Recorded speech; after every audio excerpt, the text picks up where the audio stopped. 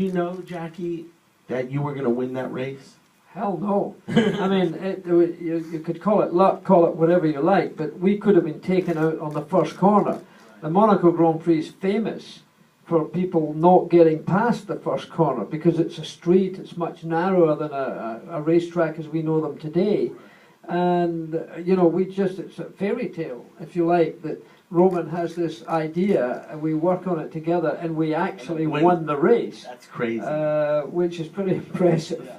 So it just, these things do happen in life, and this is a jewel.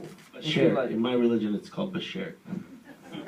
So we want to make sure to leave some room for some questions from the audience, but we'd like to ask people to come up here and use the microphone so that Roman can see you on the camera as well. So I can see this lady very well. Oh, He's always had an eye for the ladies. I have questions for both of you, and I actually have presents for you.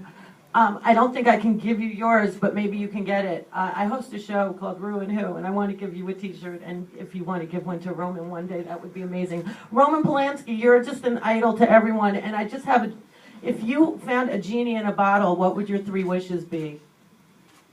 What my wish? One of how many wishes? 3. 3 wishes, that's Yeah. a lot. Well, I don't know if that genie could do miracles. I would see Jackie winning another race again. Okay. I would like myself to do a good movie, you know. And I wished for my son to get out of that stupid teenage period. Okay, and Jackie, did you ever have an experience with a car, telepathic, like the car spoke to you? Because I actually had that happen to me, and I never thought it could, but I wonder, did you ever have a personal relationship With? a vehicle, with a car? Well, the car is an animal to me. It's a very human animal sometimes.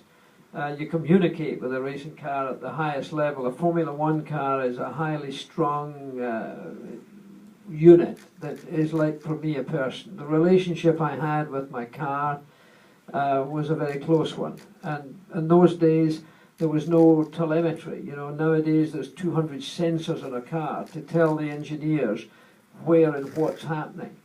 In those days, it was down to the driver. And many of the shots in Roman's film, you see me communicating with my chief mechanic, trying to explain to him what was happening, and it was suddenly dropping off in performance.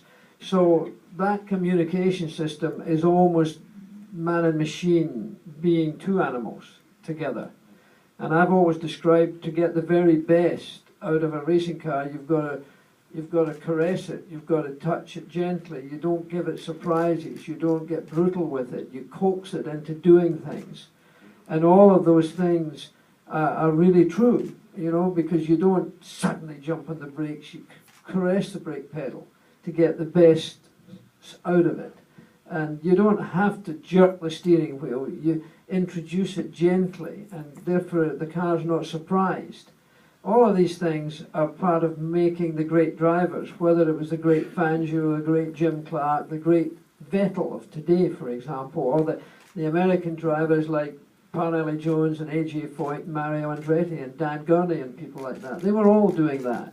So that relationship that you relate to is very close to being the unity of the human. Would you say it's similar?